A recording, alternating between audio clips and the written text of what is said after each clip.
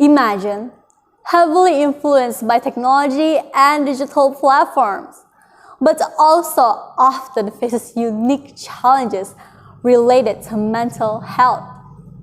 That is Gen Z. Hi there, I'm Clio Elvyra from SMK Kristen Immanuel, Sungai Raya. I'm here to deliver my speech today. But before we can get into that, can I tell you a little bit story of mine? Okay, I believe I am allowed. So I have this one friend who's really talented in karate.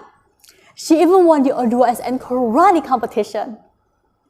However, she didn't have good grades during her school days and ended up failing. Still, what caused her to not have a single good grade? Let me tell you that. First, for her parents' influence who told her to do karate instead of studying because studying wasn't that important. Second, labeling from the surrounding environment.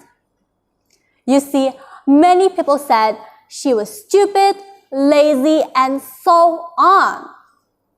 But will calling her that continuously can change her into a good person?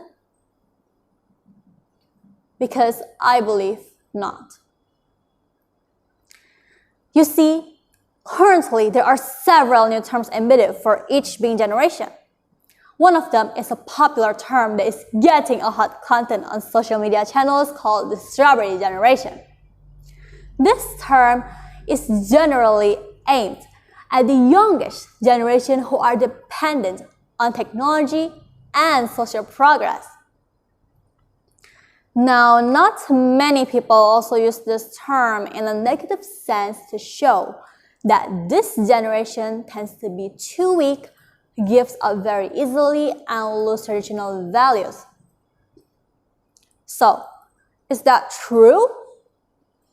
As mentioned by Professor Nakasal in his book entitled The Strawberry Generation, this generation is a generation that has numerous bright ideas and high creativity. But unfortunately, they're very easy to give up, very easy to be hurt, slow, selfish, and pessimistic about the future.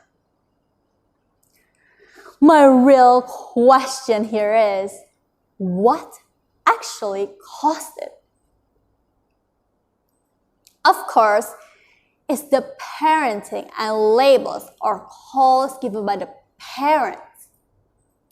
Maternal education or parenting has an important part in the growth and development of children, especially in building children's character.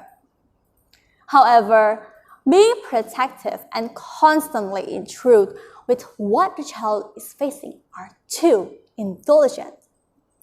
Rather, being protective and driving children, parents can act as grown-ups who are suitable to give an opinion and enlightenment on a problem and decision. For example, telling the consequences of an action seen from various sides. Educate children how to appreciate hard work by literally giving what they're asked for, making them understand that everything requires process and struggle. Next, the trigger for the emergence of the second strawberry generation is labeling, or calls given by the parents. A word, even though it is said accidentally, can have a tremendous impact, especially if the word is said constantly. As today's parents frequently do, is by labeling their children using certain names, both those with good connotations and words that shouldn't be spoken of. For example, calling a child stupid, lazy, unskillful, delicate to manage, and so on can have an effect on the child's mindset in the future.